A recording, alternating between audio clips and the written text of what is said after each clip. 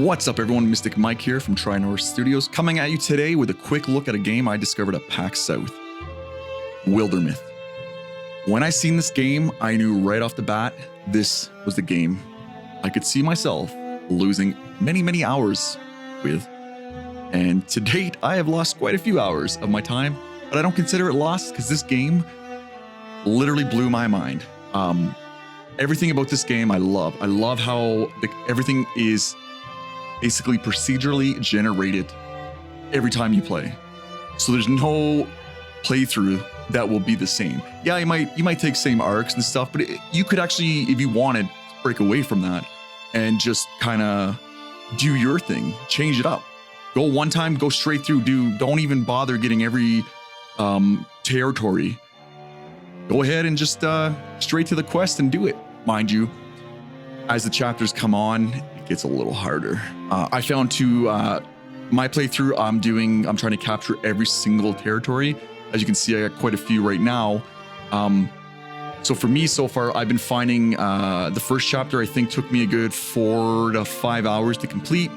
I'm currently still working on the second chapter, but I'm taking my time. I do every single excursion I come into. I make sure I fortify every single territory I do take as well. I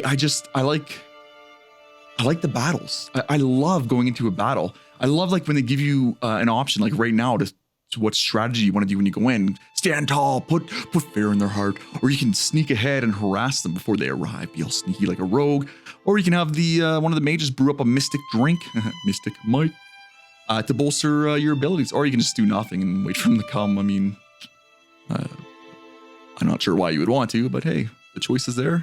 You can do it. Now, the other thing I really like too is just the combat. I love that XCOM style of combat. It reminds me too a lot of Final Fantasy Tactics, any of those like tactic games. It's definitely strategy based quite a bit. The other cool thing is at the start of each battle, it'll show you which foes there are, what calamities they have, and etc. etc.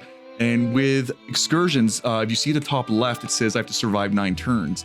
Depending what your choice is, if you snuck in, if you stood tall, or whatnot, the mobs that come out may be different. So I found with sneaking, every single turn, a new mob spawned in. I found if I stood tall or charged in, not as many came, but I can usually finish off an excursion within about 4 to 5 turns. You have to survive at least 9 for them to fail. Now, when you're building up your defense in the territory, as you see right here now, we have like barricades. We get to lay out some traps. There's going to be other like magical stuff out there too from the mage, as well as you see a volley of arrows. Because we built up our defenses, we're able to call in archers to have them basically lay down some fire. It takes, I believe it's every 2 to 3 turns for that to kind of refresh. I'd have to look into it a little bit more. I don't use it very often because I tend to forget.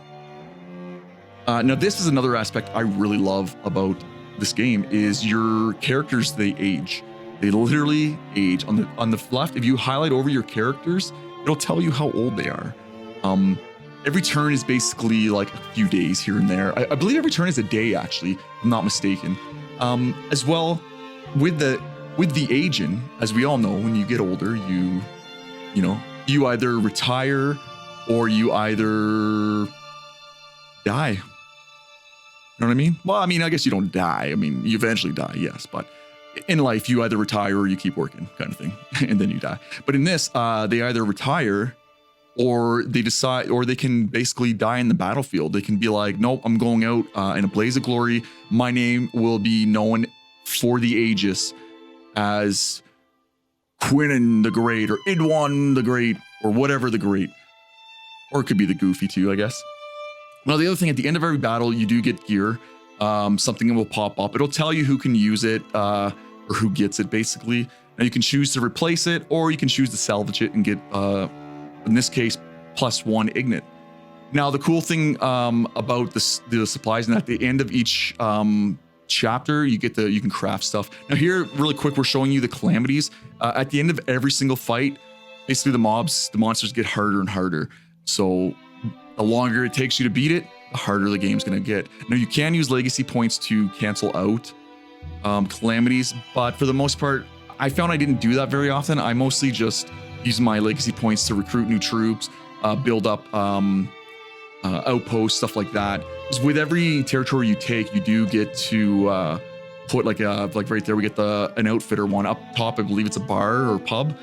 But basically, what happens is every territory at the end of each chapter, they pay out whatever they have. So in this case, it looks like 2 Ignits and some spell thread. There's some up north that give heartwood.